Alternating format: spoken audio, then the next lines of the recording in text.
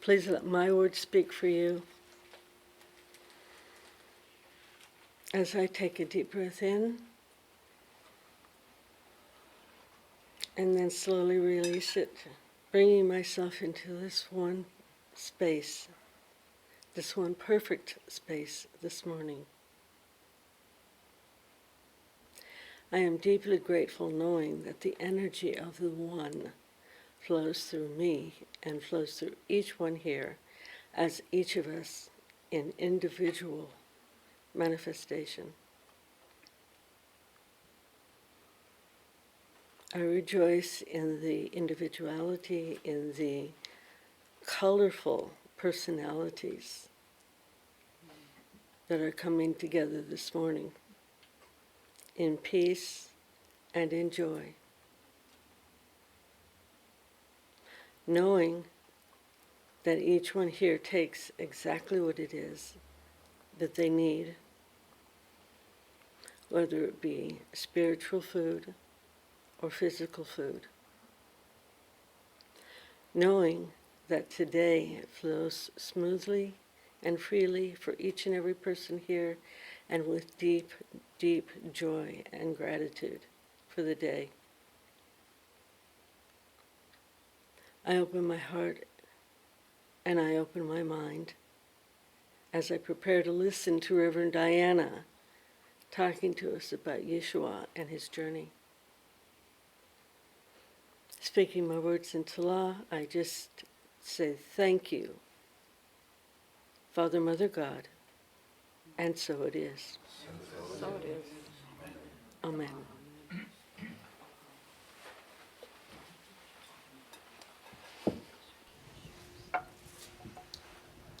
So we begin our Easter service this morning with musical prayer.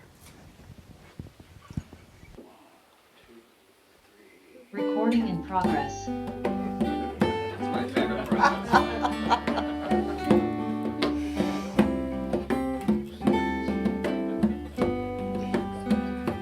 Welcome home to your mystic heart. Lay aside whatever came before. Let your own intuition start to guide you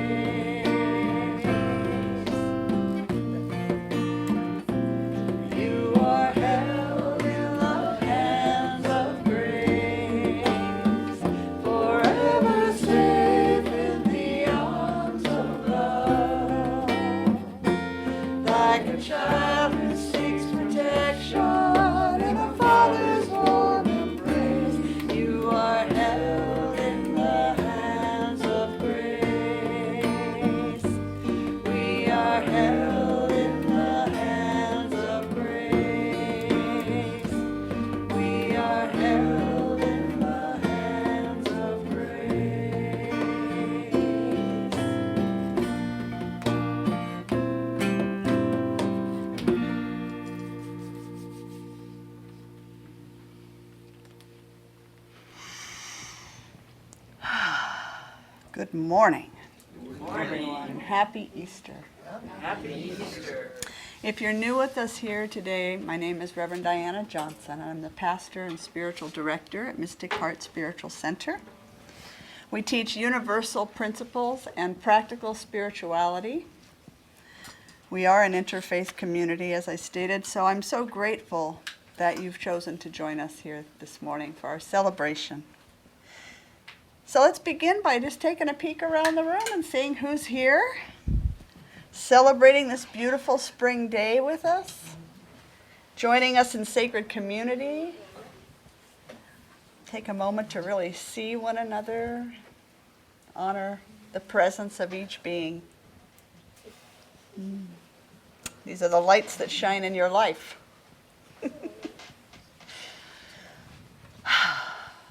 So today's service will be a little bit different than our normal Sunday morning. We're going to begin with a little bit of a meditative feel, and then by the end we'll be moving into the joyful celebration. So there should be a movement during the service in that way. And so in this moment I invite you, grounded in a deep sense of gratitude for all of the blessings of life,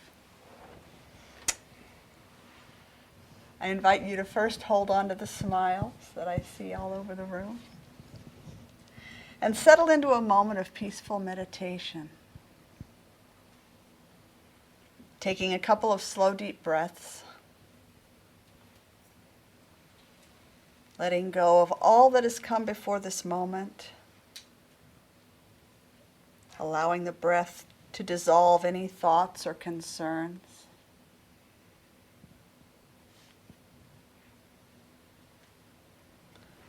Relaxing the body, letting yourself be held by your chair.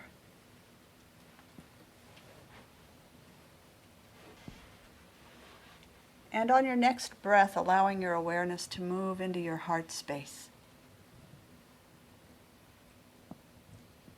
Allowing yourself to rest there for a moment.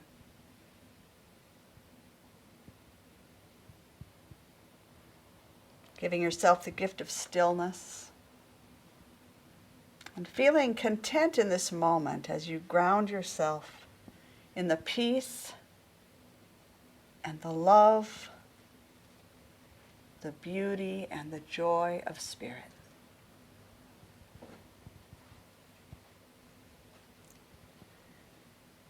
Feel your radiant light shining brightly from deep within you. You are pure light expressing.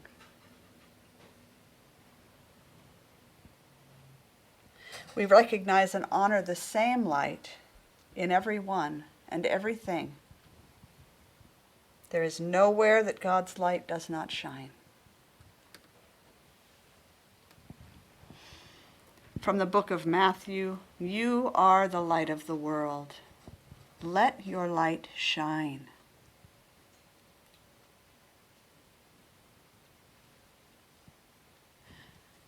We take a moment to feel the oneness of our global community, sensing a web of consciousness that covers the planet, each of us a radiant point of light in that web.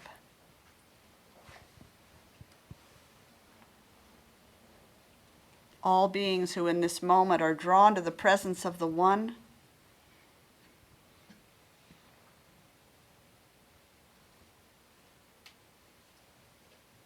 as we envision all beings, all of creation joining the web.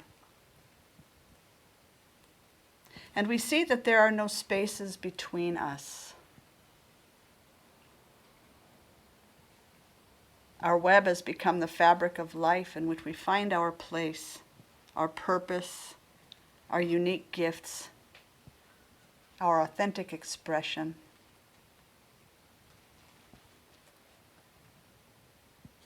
Feeling the shared intention that brought us here, there's a deep sense of communion with that which is beyond time and space,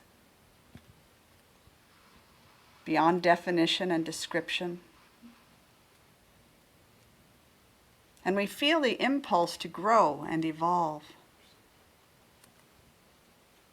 As we consciously acknowledge our connection with all of life, our collective work here is empowered.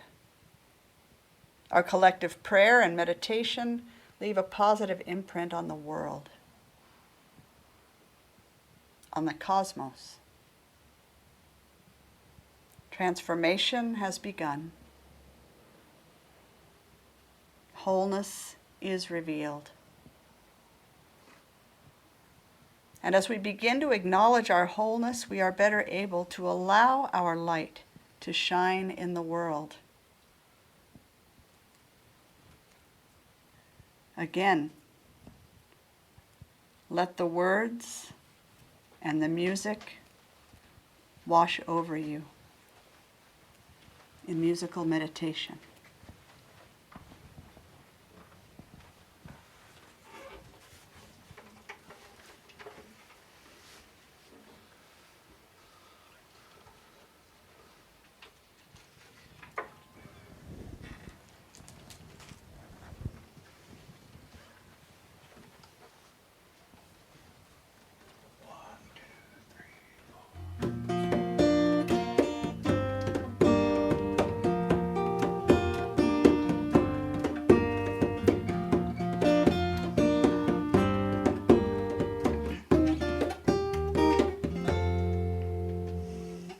Loving presence knows itself through me, consciously creating, beautiful and free.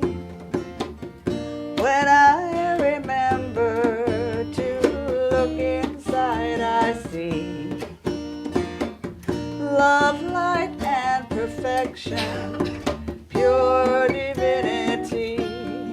I just let my light shine, let my love flow freely, let the joy of living lift and carry me.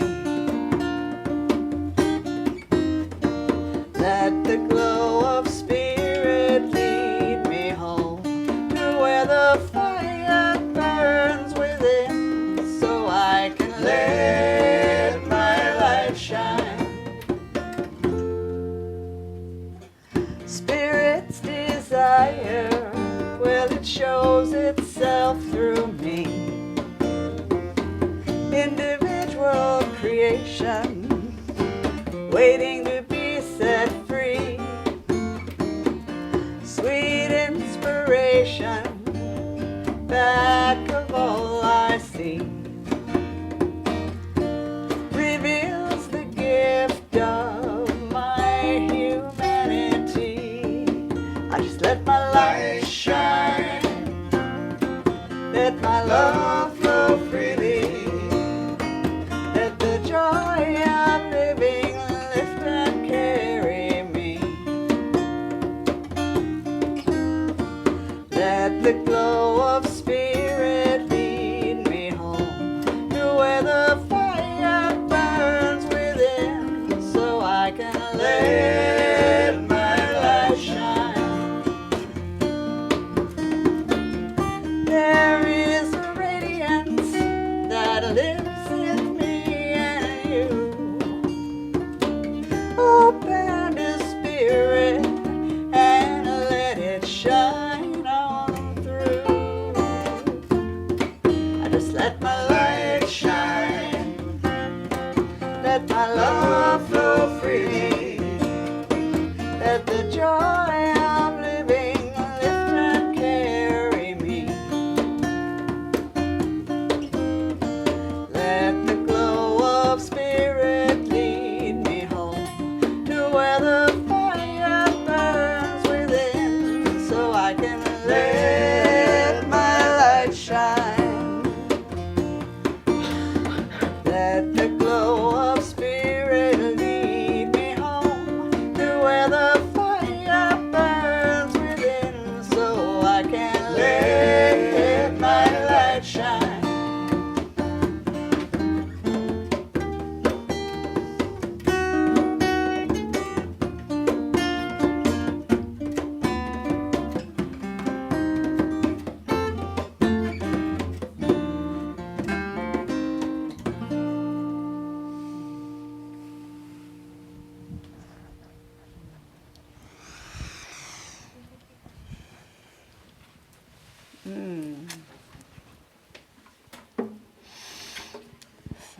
invite you now, if you haven't already done so, to bring your awareness back to the space,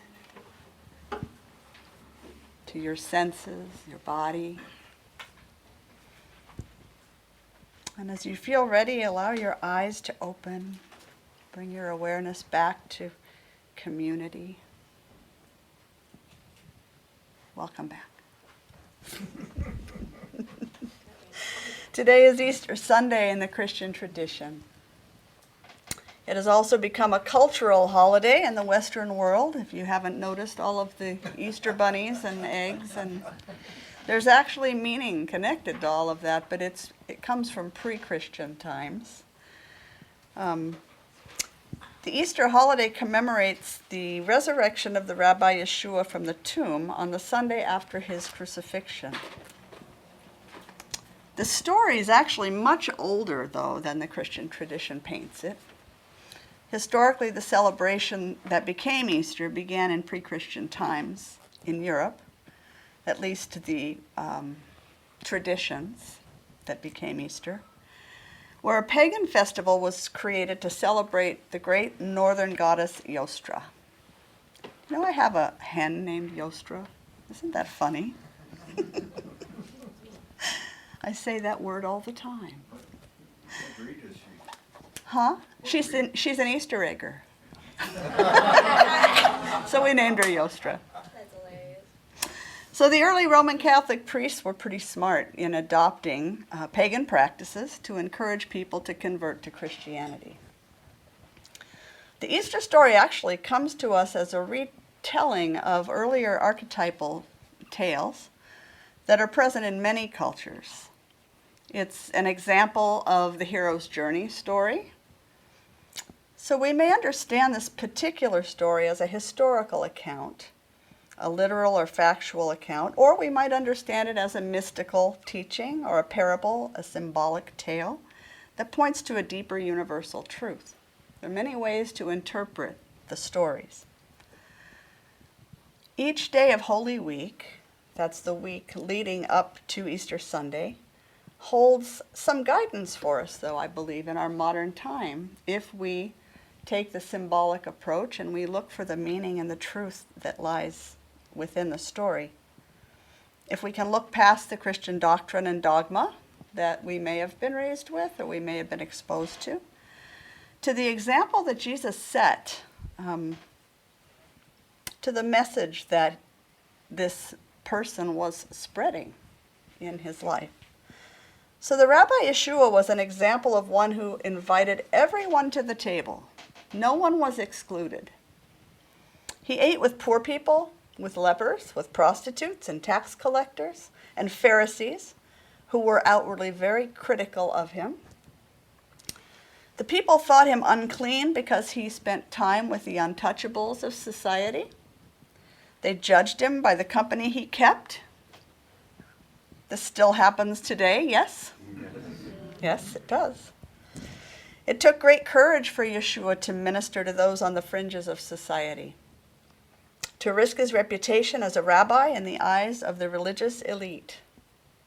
He also modeled radical inclusivity by dining with his harshest critics. Yeshua's table ministry honored everyone as spiritual equals, as offspring of the divine, worthy of the same respect and esteem, no matter who they were or what their background or class in society. So what do we actually know about the man called Jesus? There's a lot of stuff floating around out there, but what do modern scholars actually agree is likely true about the person named Jesus? Well, most modern scholars agree on 3 points. Jesus was a Jewish mystic, he was a wisdom teacher, and he was a social prophet. His teachings ran counter to conventional wisdom and to the Jewish teachings that he had been raised with. He taught peaceful resistance and unconditional love in all cases. And because he stood in what he knew to be true, he was ostracized and eventually put to death. So I'm going to do a quick trip through the story of Holy Week, and however you view this story is yours. But I'm looking for anything that's useful to us in our time, because if our spirituality isn't useful to us, then what good is it, right? So many people, even in our culture, are not familiar with the activities that led to the trial and crucifixion. So I'm just going to walk quickly through some of those things. So last week was Palm Sunday. So if you were here, you would know we talked about how Jesus rode a young colt into Jerusalem to celebrate Passover, welcomed by his community by the laying down of palm fronds, which was a tradition when welcoming a king or a high official. So growing up Jewish, he had celebrated Passover in Jerusalem probably every year of his life, and he must have been well aware of what time the Romans would be entering the city through the west gate, just to keep the peace, to forcefully, if need be, keep the peace. And so he chose to stage a peaceful demonstration, a way of showing people how to peacefully stand up for what they believed in, by riding a colt in the east gate as the Romans were entering from the west. So I believe his message at that time was one that we can use today. It was a message that silent strength and humility show a more powerful stance than force or forcefulness. Funny, I never learned that in Sunday school. Did you ever learn that in Sunday school? No, I didn't either. The day when Jesus supposedly turned over the tables of the money changers is known as Holy Monday. This story is not only about a master teacher lashing out in frustration over the selling of animals in the temple for sacrifice. His message was that a loving God wanted people to love and take care of one another and did not require animal sacrifice to appease spirit. But more importantly, he wanted to draw attention to the collusion of the Jewish priests with Roman political leaders in a system of domination that kept the rich rich and the poor poor. It was another, I believe, and scholars tend to agree, another staged demonstration. His message was one of activism. It was purposeful, intentional. On Holy Tuesday, Jesus was confronted and challenged by 4 of the wisest religious leaders in the temple. They had decided to put him to death, but needed evidence to do so legally. So they were out to gather evidence. They tried to trick him into doing something or saying something that would mark him as a false teacher or a false prophet. But in all 4 cases, Jesus outwitted the leaders. They could find no evidence. Once again, his approach was peaceful. That evening, Tuesday evening, on the Mount of Olives, just outside the temple, Jesus offered a teaching to his disciples or anyone that would gather. Basically, he warned that a huge paradigm shift was coming. He used prophetic language. The world as they had known it was coming to an end, and a new way of living was coming into existence. Sound familiar? Kind of feels a little like that now. And he offered good news. I'll bring this into the present because it still applies, I believe, to us today. That all we need to do to usher in this new way of living is to put love first. To stand in love, to act from love, to speak with love.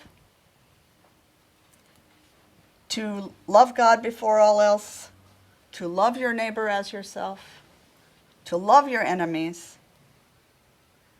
And he taught that the kingdom of heaven is at hand. It's right here, if only we have the eyes to see it. And he assured us that everything he was doing to promote healing, we could also do.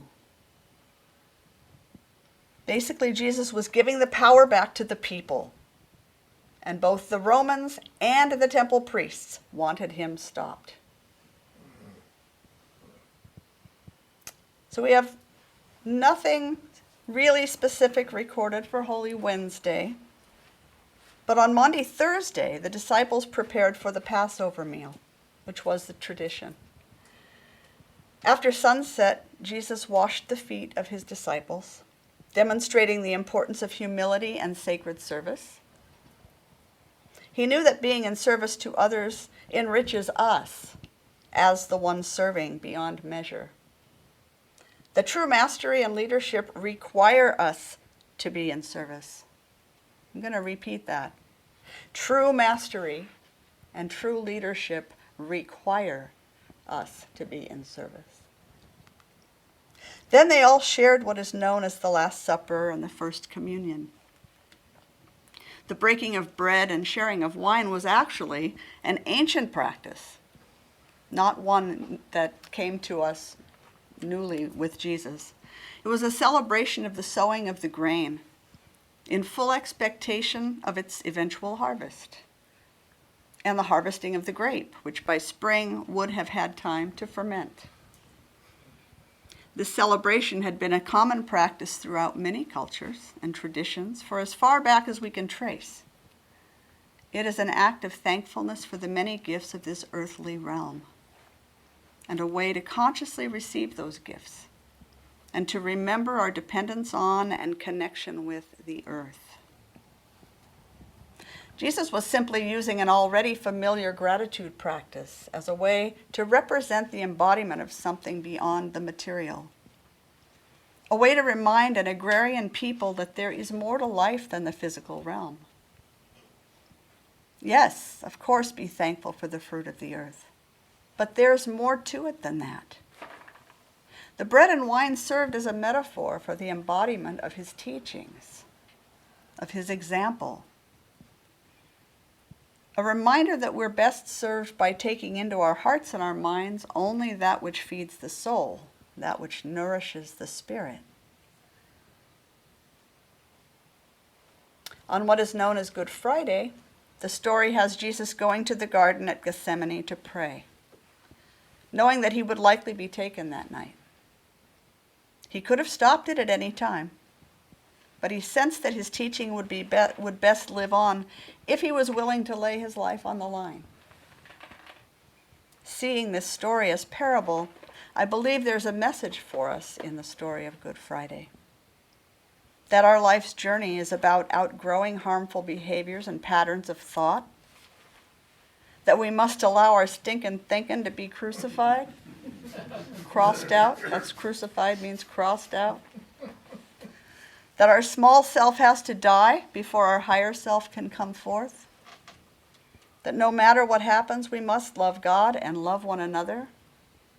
And no matter what we experience in life, we must be willing to forgive. It's only through forgiveness that we move forward. We forgive ourselves for past thoughts and words and actions that have not served our highest good. And we forgive others so that we can cut the chain that binds us to them and to the hurt. Ceremony and ritual are powerful tools for transformation. So I invite you right now to take a breath and release any preconceptions you may have around the sacred act of communion. It's not something we do here often. I invite you to receive it anew as the gratitude, practice, and celebration that it is. I invite you now to gently close your eyes and allow the breath to ground you in spiritual practice.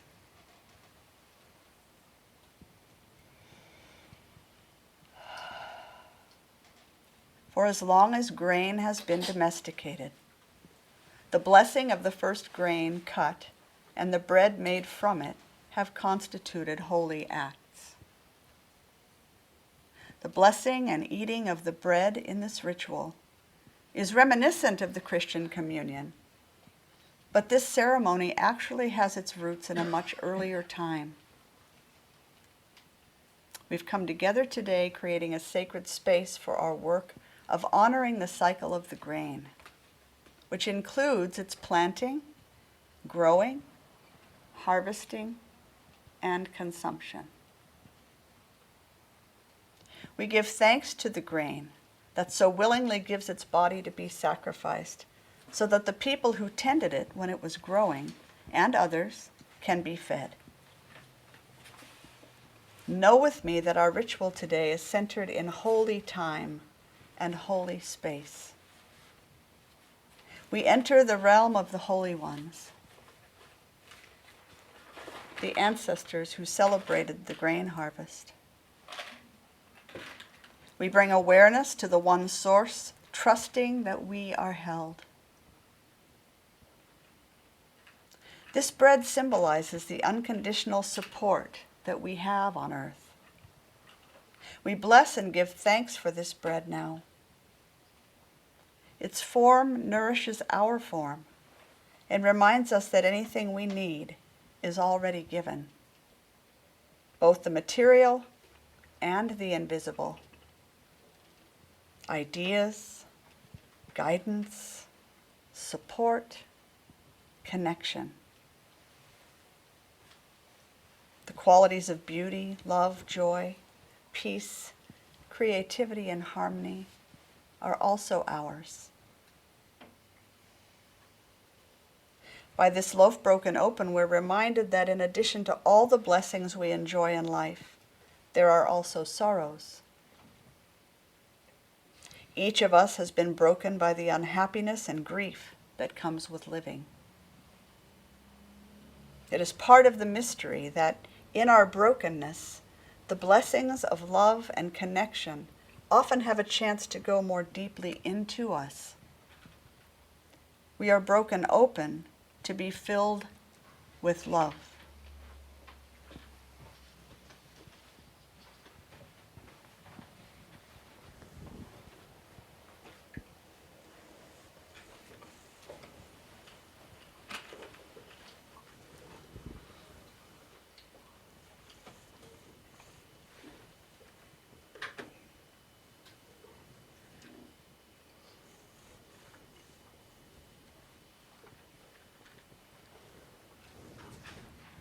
Go ahead, please.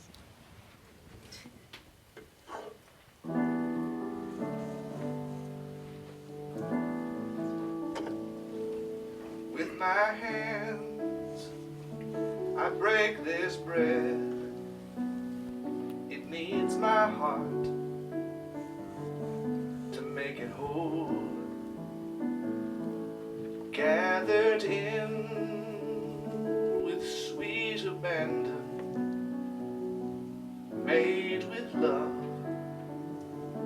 it feeds my soul. Let us join in perfect union, communing with the presence, partaking of the essence, human and divine, earth and sun, the two are one. With my hands, I raise this cup, kissed by a spirit, a change has come, grown by light in quiet darkness, sweet transformation, let it be done. Let us join in perfect union, communing with the presence, partaking of the essence, human and divine, earth and sun, the two are one. Bread and wine, the gift divine, changes me so sweetly. Power and grace I now embrace takes hold of me completely.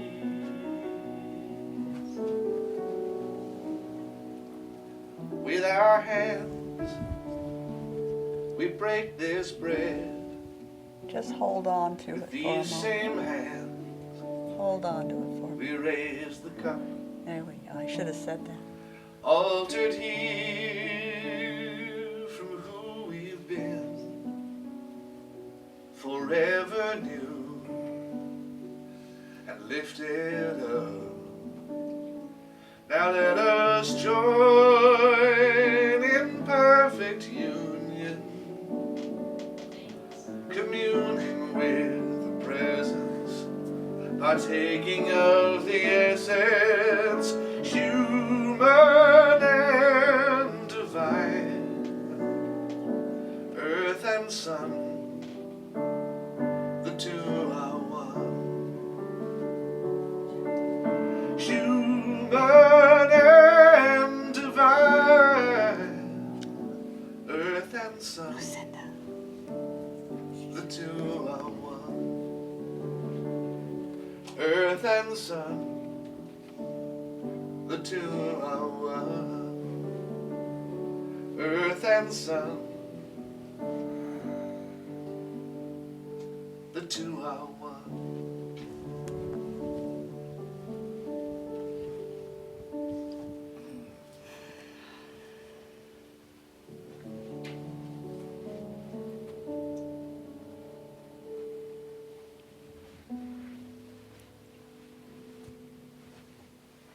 So as you hold this bread in your hands, reflect on where it has been, all of the components. This bread was made from dough, which in turn was made from ground wheat. The wheat was originally in the form of individual kernels growing on a stalk with many other kernels, and many stalks growing out of the center of one plant. This wheat plant was born in the spring as a single sprout poking up to the light. The sprout pushed its way out of a single kernel planted in the earth. With this awareness, take a bite of bread now, realizing that the bread becomes your body as it is digested.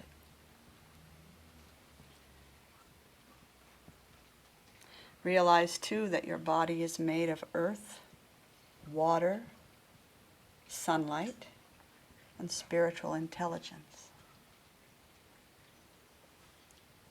Feel the earth in your body. Feel the rivers in your body.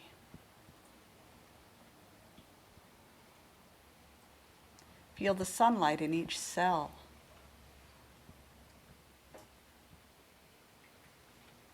Know that the power of life directs every living process. This bread represents the entire harvest, billions and billions of kernels of wheat, an unlimited abundance. The bread nourishes your body so that you can have harvests in your own life. And we share the bread in community to remind us that we are sharing this journey we call life, that we're nourished by one another. This is also a symbol of all earthly blessings that we use and enjoy and share. This bread also reminds us that we are here to embody the love and generosity of spirit, to be that love in action, to forgive always.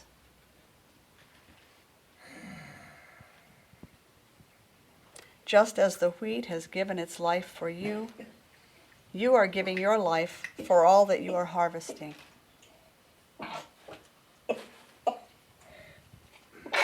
Your time and energy are given away each day for your activities. As you eat the last of your bread, make a vow that the life nourished by this bite of bread will be spent in the highest of ways. What will that be? What healing will be facilitated by this bread by means of you? What high purpose will be expressed? What gift to humanity will this bread serve?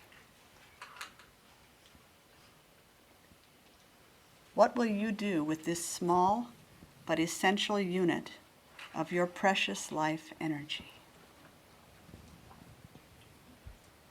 From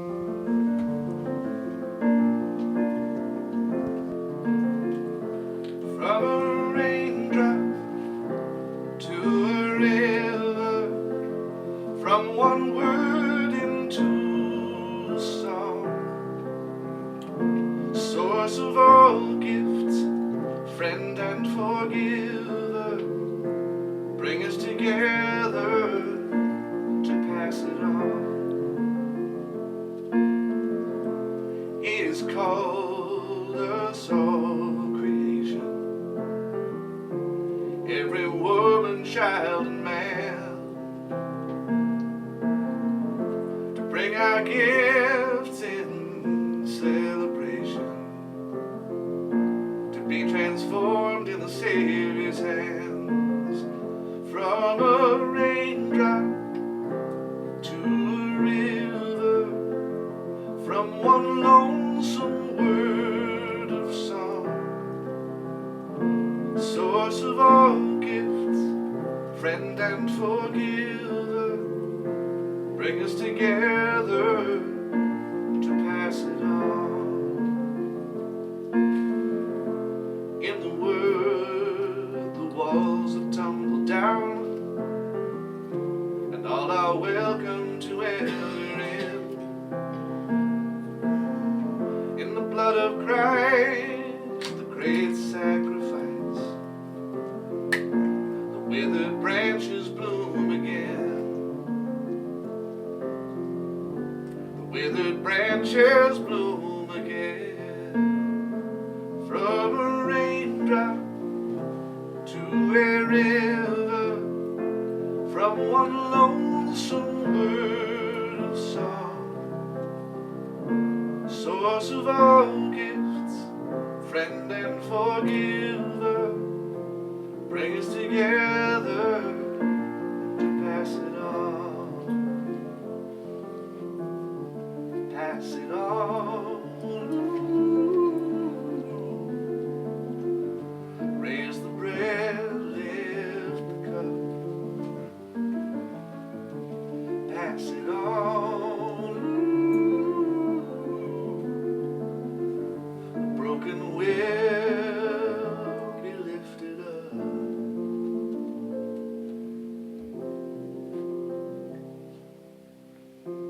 Every gift, grand and lowly,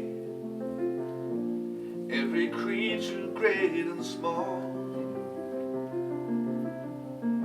at this feast they are made holy. By your name you have been called. By your name you have been called. So pass it on. Raise the bread, lift the cup. Pass it on. The broken will be lifted up.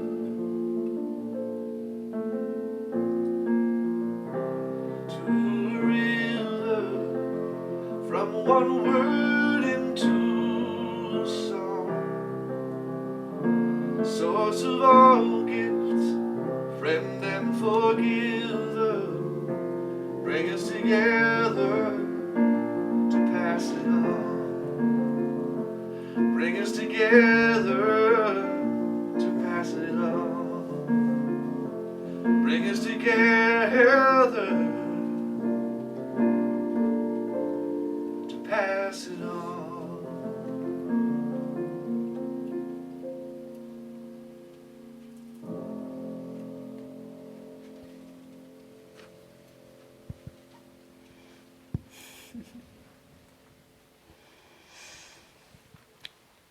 On what is known as Good Friday, the story has Jesus going to the Garden of Gethsemane to pray, knowing that he would likely be taken that night.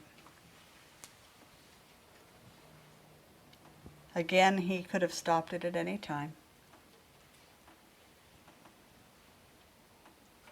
He asked his disciples for support in the garden, but they fell asleep.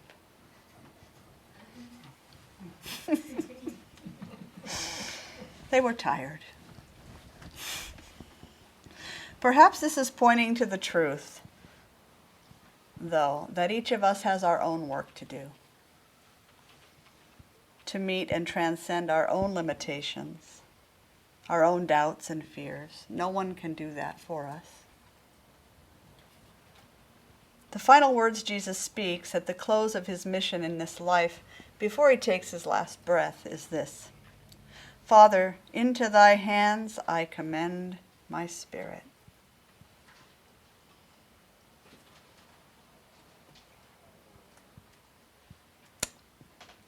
These words imply a supreme confidence in the universe and in the immortality of the soul.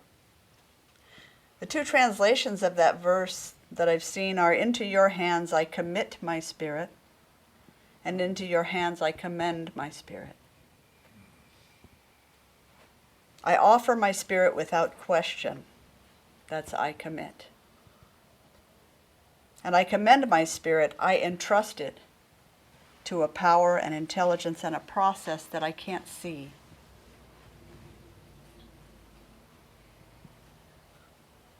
Holy Saturday, the day the body lay in the cave, speaks to me of the importance of preparation,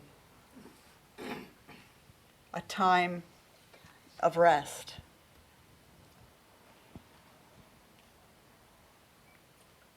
A time of transformation. In my life, that means spiritual practice and self-care, not in a self-absorbed sort of a way, but so that I have the strength and the energy and the emotional reserves to serve, to offer my gifts to the world. Holy Saturday speaks to a time when choices have already been made, actions have already been taken, and now there's nothing to do but allow myself to rest quietly in full faith that my efforts are being rewarded. By spiritual law, the cause I have set in motion through communion, forgiveness, and surrender is sure to bring my renewal or resurrection. In the silence of Saturday, my personal work is done, and the divine does their thing, lifts and carries me with infinite compassion and love to the transcendent magic and mystery of Easter morning. And Easter Sunday, the day we celebrate the movement from human sense consciousness to spiritual awareness. We recognize Jesus as a way shower, helping us to see and understand a new way of being. Unity teacher Charles Fillmore suggests that the resurrection is the raising up of the whole man, spirit, soul, and body, into the Christ consciousness of life and wholeness. Every time we rise to the realization of eternal indwelling life, making union with the mother heart and the father mind, the resurrection of Jesus takes place within us. All thoughts of limitation and inevitable obedience to material law are left in the tomb of materiality. End of quote. So what does this mean? Sometimes the Holmeses and Fillmores get wordy. Every time I take the time to connect with my innate wisdom, I'm realigned with my spiritual nature. Every opportunity I take to breathe in the peace of the divine and breathe out love, I reveal more of my Christed self in the world. Every time I remember the truth of who I am and why I'm here, and think, speak, and act accordingly, I transcend all that I have been before. I am resurrected to a new way of living. I move through the world as the divine human that I was meant to be.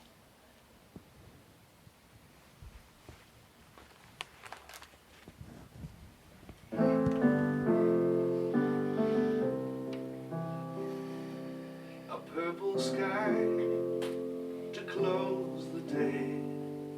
I wade the surf where dolphins play.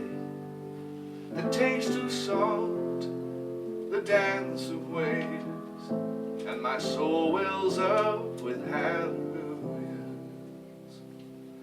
A lightning flash, my pounding heart, a preaching wail, a shooting star, give testimony that you are, and my soul wells up with hallelujah. Oh, praise you all your mighty works. There is no language where you can't be heard. Your song goes out to all the earth. Hallelujah, hallelujah, hallelujah.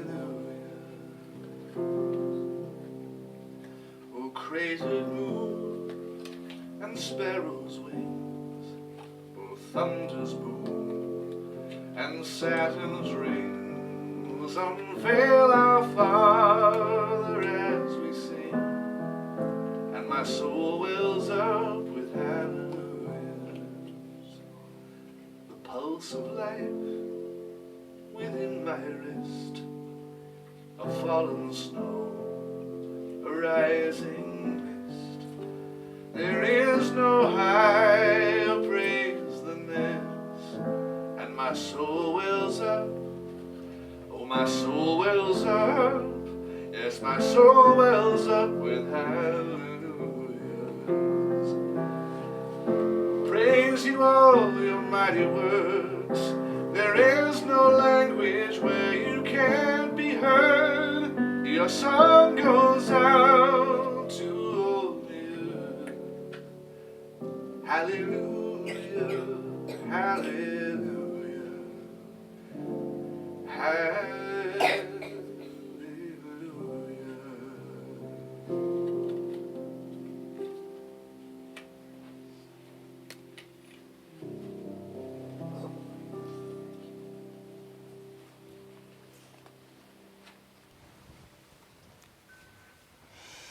So the resurrection story is really about rising above previous conditions and ways of being, realigning ourselves in thoughts, words, and actions, releasing all that we think we know, all that's holding us back, releasing it to something bigger than ourselves, by whatever name you choose to call that.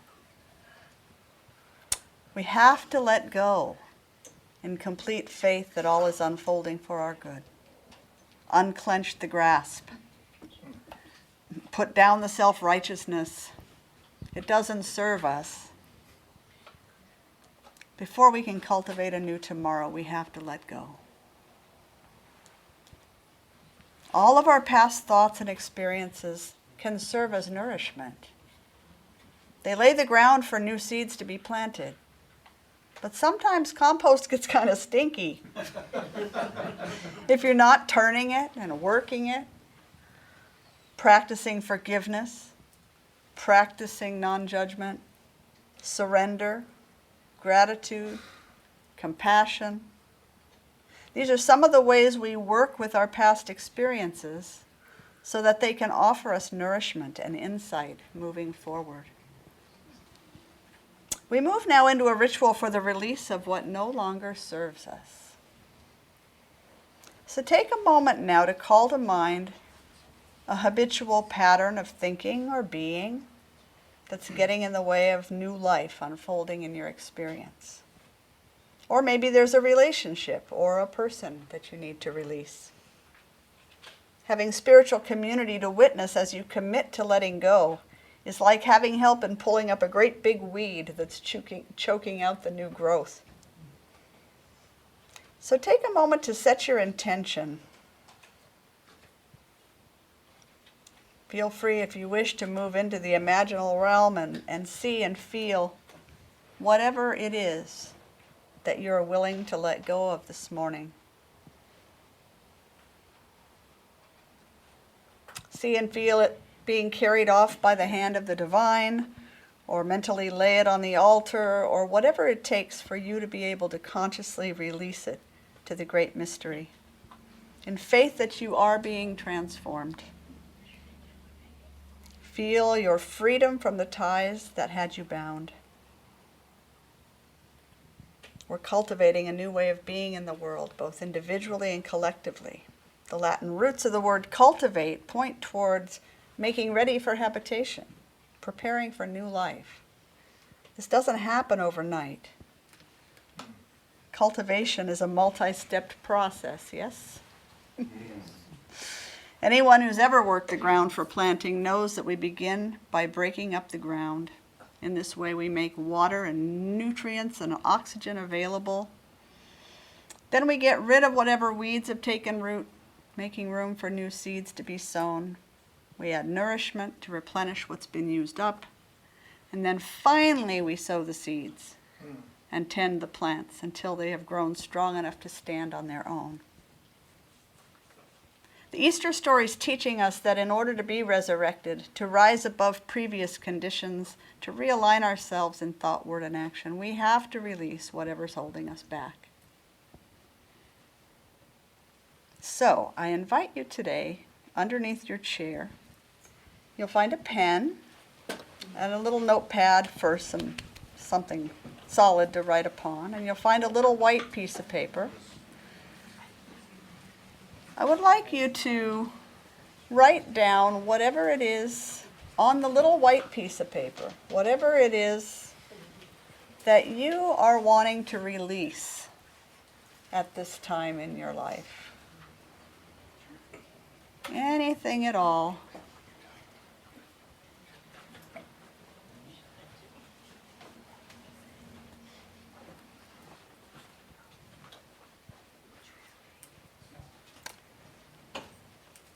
As you're writing, just remind us that ceremony and ritual are powerful ways to translate spiritual practice into form and experience.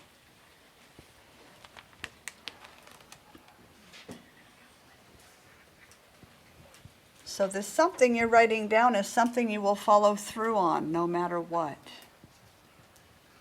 So be sure of what you're writing down, and that that's what you want to be letting go of today.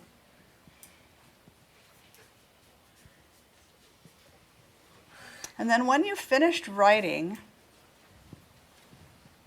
and there's no hurry, we're going to have a song and some time for this to happen. But when you are finished writing, make your peace with your decision, double down on your commitment to follow through, fold up or crumble up your piece of paper, and then bring it up or send it up with someone else and deposit it in this bowl right here.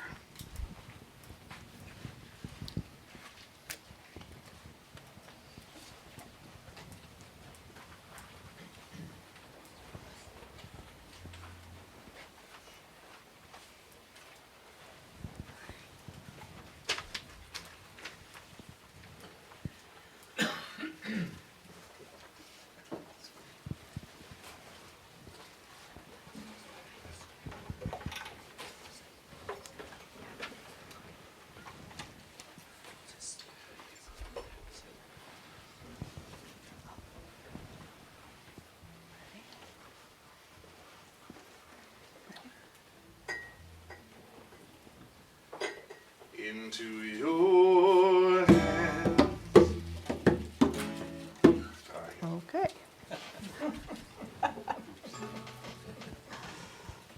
It's awful. Into your hands I commit my spirit. Into your hands I commit my soul. Into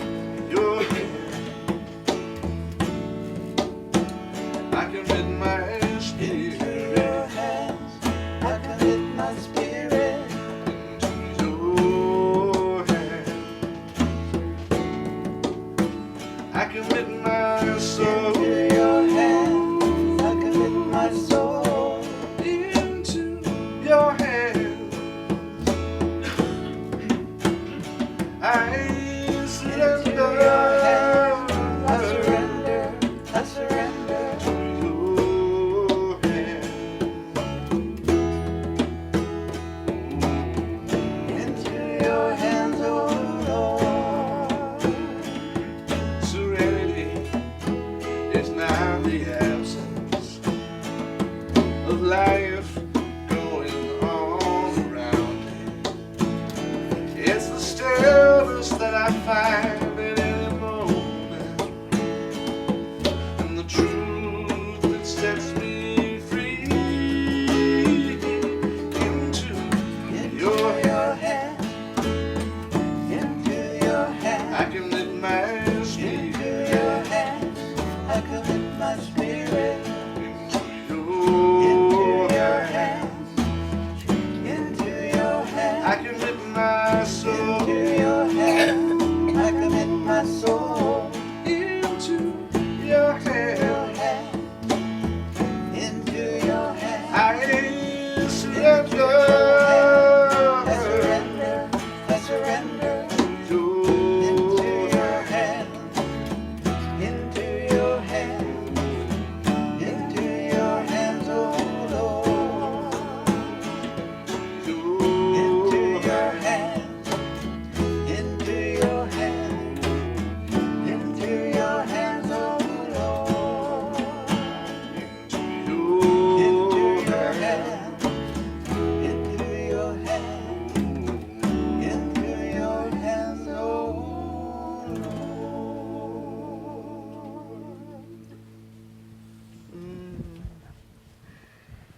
We're moving into the celebratory part of this service. Feel free to clap if you want to.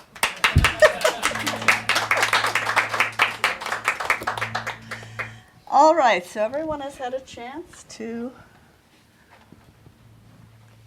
completely release whatever it is we're letting go of today. You're absolutely sure? Huh? Oh yeah. Yeah, they did. They're not off the hook. All right. Take care of everybody. I know. So you are absolutely sure.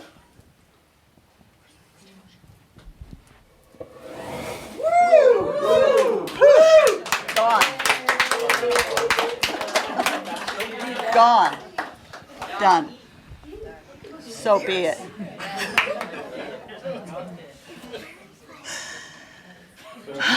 All our stuff mixed together now, or what? No, it's gone.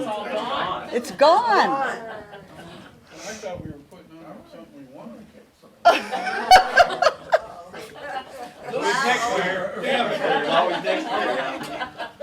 Okay, so now I'll give you a chance to do that part. Okay?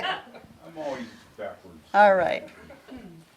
So I invite you now to take a couple of deep breaths within yourself, become a little bit quiet, and allow to come forth, ask Spirit within you to offer an affirmation that will support your journey of letting go.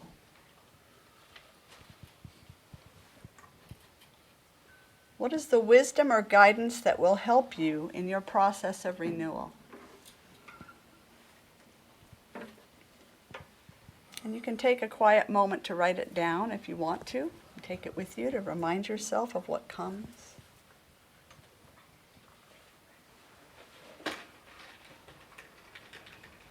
And we're going to play a little bit of just quiet piano music to give you some time to really sit with this. And if you feel you want to, when you have that affirmation written down, I invite you to come up and speak it out loud to me, to Lucinda, to Chris, so that you are being witnessed in your affirmative process. So just take a couple of minutes of music for that. So allowing Spirit to bring affirmation forward.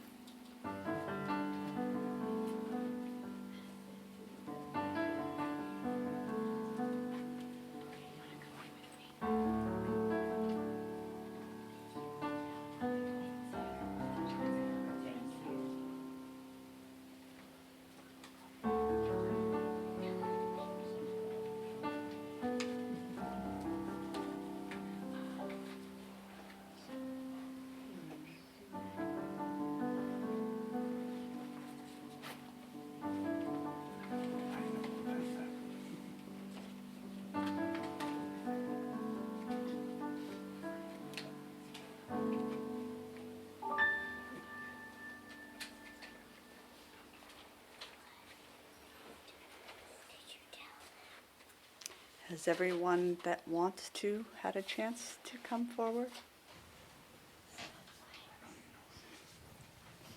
Chris is going to hand out some more little gifts of new life, should you choose to put them to work that way.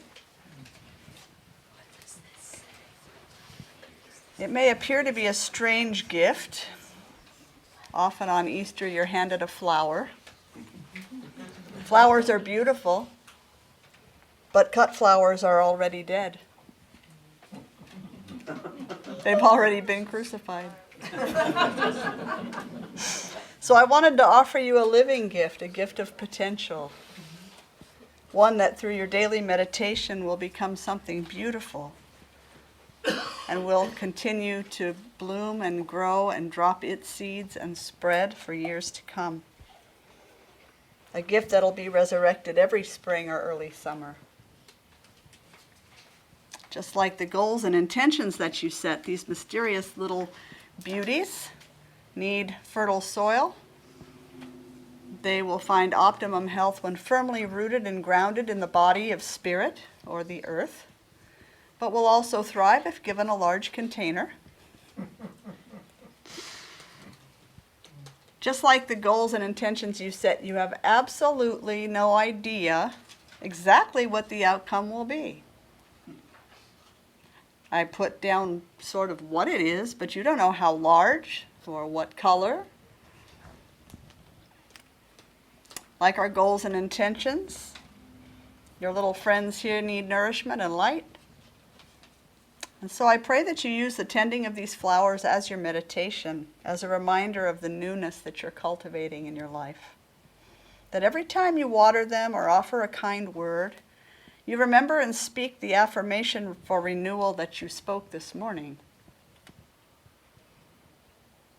So we're going to close our time together with a prayer and a little bit of upbeat boogie music.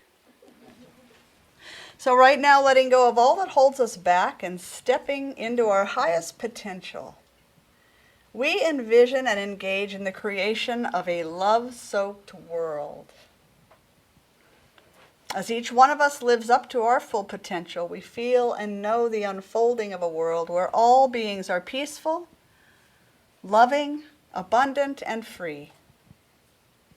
Where people everywhere practice loving kindness and care for one another and for our planet.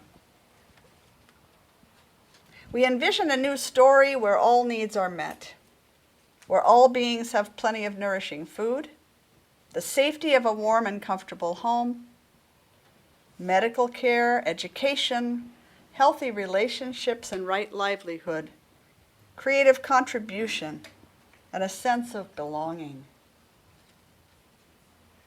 Living from our highest ideals, we create a world in which every being is valued for their inherent goodness and light.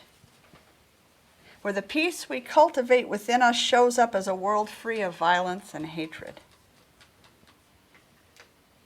Where the peace we cultivate within us shows up as a world free of indifference. Together we feel and know a world without greed, where there's abundance and contentment in simply having enough. Where every being, as a precious creation of God, is deserving of all the blessings life has to offer, and receives those blessings openly and gratefully. With humanity serving as God's hands and feet and hearts and voices, there is no reason we cannot have such a world. We live into this amazing vision, allowing it to bring a smile to our faces and a song to our hearts, raising our vibration. We carry this powerful prayer through the coming week, trusting that it is moving into form and experience in every moment. So we simply let it be. With nothing and no one in its way, we support our vision with our actions. We know that our vision's taking form here and now as we speak our powerful word. And together we say, and so it is. Amen.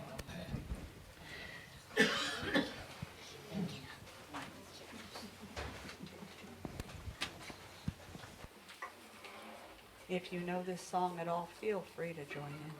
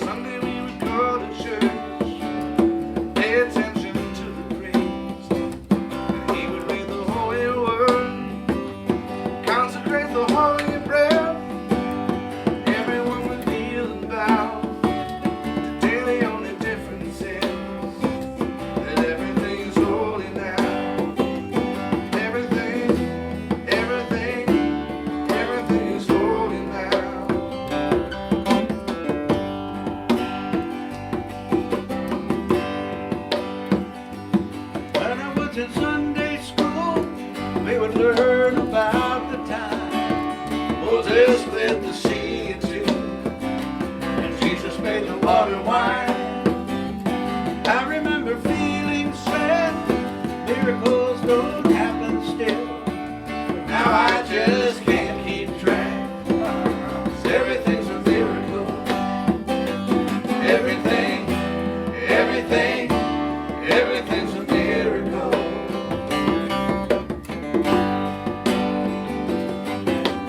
Wine from water is not so small.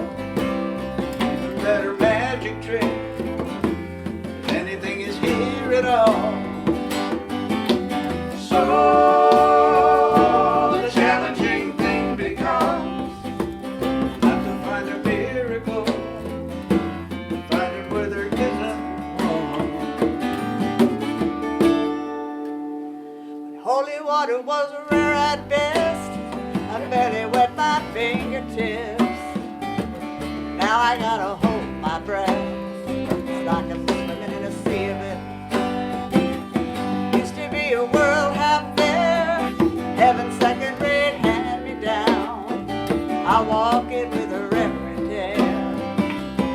Everything's a miracle. Everything is holy now. Everything is holy now. Everything is holy now. Everything is holy now. Everything is holy now. Everything is holy now. Everything is holy now. Everything is holy now. Read a questioning child's face. Say it's not a testament. Well, that'd be very hard to say. See another new morning come. Say it's not a sacrament.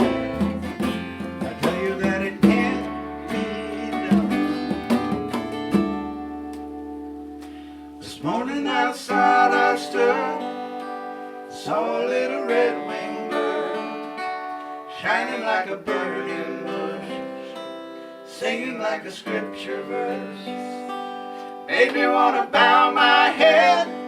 I remember when church let out, how things have changed since then. 'Cause everything is holy now. It used to be a world out there, heaven's second rate hand me down. I walk it with a reverent air, 'cause everything is holy now. Everything is holy now. Everything is holy now. Everything is holy now. Everything is holy now. Everything is holy now. Everything is holy now. Everything is holy now.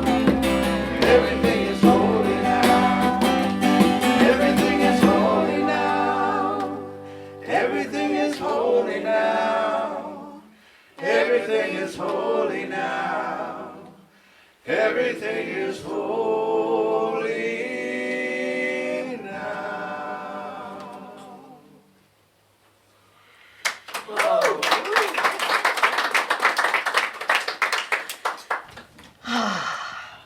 Everything's holy. Prayer and meditation are foundational practices here at Mystic Heart. We practice the possible through prayer. That's our overarching vision. As we contemplate the story of Jesus rising from the tomb, not riding from the tomb, we see a metaphor for moving past limitation, stepping into freedom, stepping out of who we've been, stepping into the one we're coming to be. This day of resurrection, season of renewal, reminds us that anything is possible, that everything is possible. What if we lived our lives as though this were true? What if we did that? I invite you to give it a try. What if we're moving through life grounded in the faith that whatever we are looking for is also looking for us? What is it we're looking for? Greater meaning, purpose, peace, joy, compassion? A new car? It almost sounds like we're looking for God. Almost, huh? What does it mean to be looking for God and to have God looking for me? Maybe it means that infinite intelligence is waiting for me to live the authentic life I was meant to live. Maybe it's awaiting its opportunity to live its full expression in, through, and as me. In, through, and as each one of us here. So I invite us to use the celebration of Easter each year as a reminder of how we might promote peaceful, grassroots social change empowered by faith and guided by prayerful communion. Let it remind us that spiritual law is always at work, that we can channel and direct it as Jesus did, consciously using it for our own good and the good of others. May we remember that faith and expectation make a difference in outcomes.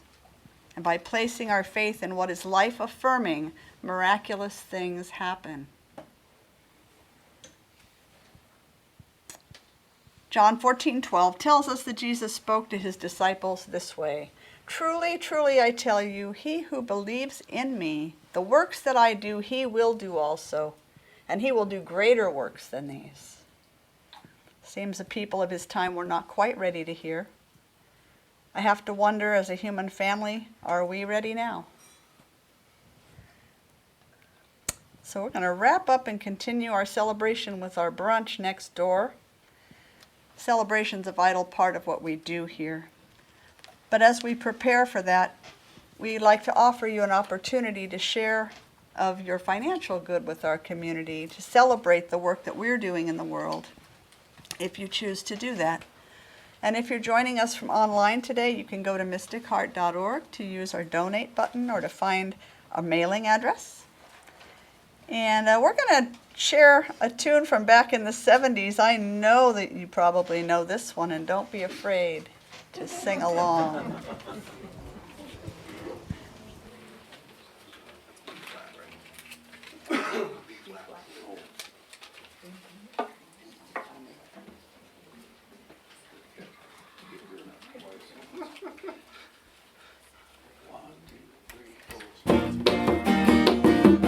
Put your hand in the hand of the man who spilled the water.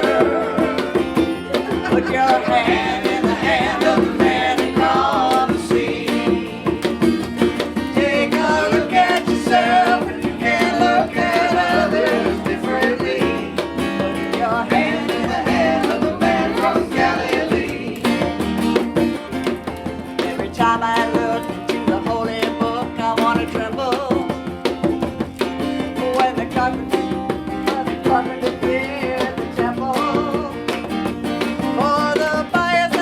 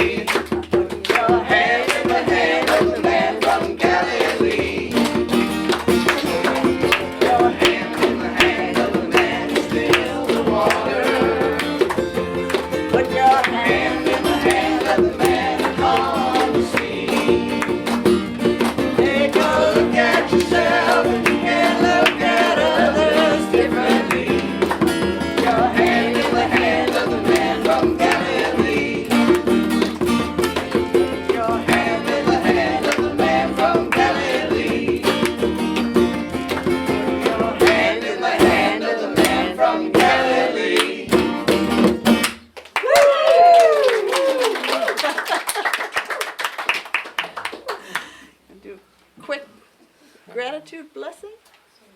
Okay.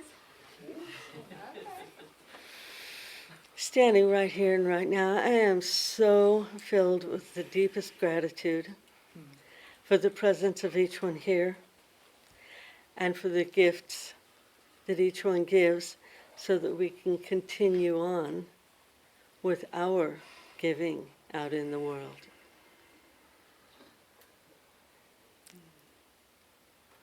I don't know if each one knows, but we give out seeds. We give out food, we give out plants. We have a minister who has gold as a heart. And so just thank you for each and every gift from each and every person. With deep, deep gratitude, I say, and so it is. Amen. Thank you. I'm doing this? All right, we're doing one final rockin' song to rock us on our way to lunch today. Thank you for being here. And the words to the chorus are going to be up on the screen so you can sing along. All right. It's a good question, the title of this song. What's your gospel gonna be?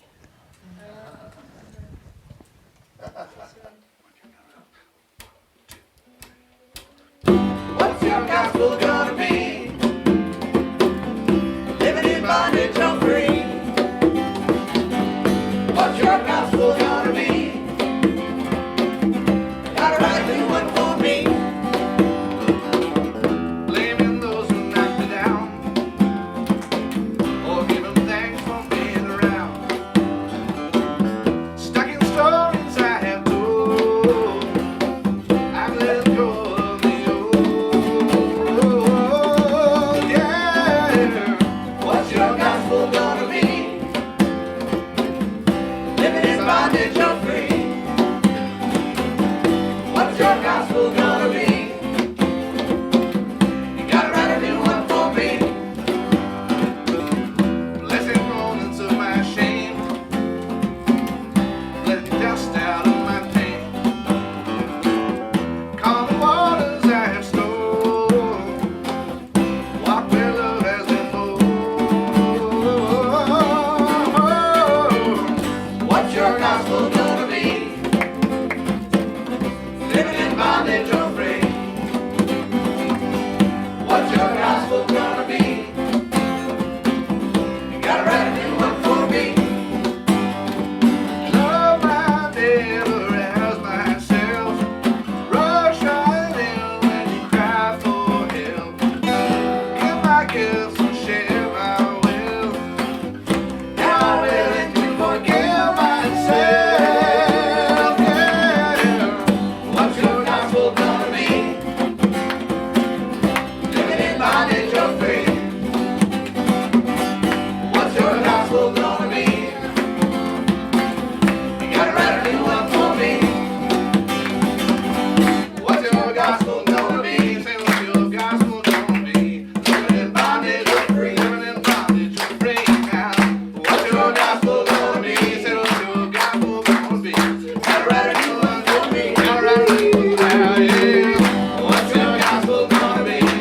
It's gonna be living in bondage or free? Living in bondage or free now. What's your gospel gonna be?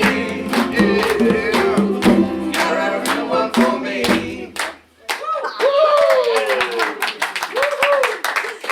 Happy Easter, everyone. Thanks for being here this morning. And if you'd like, stay and enjoy the brunch that we've prepared.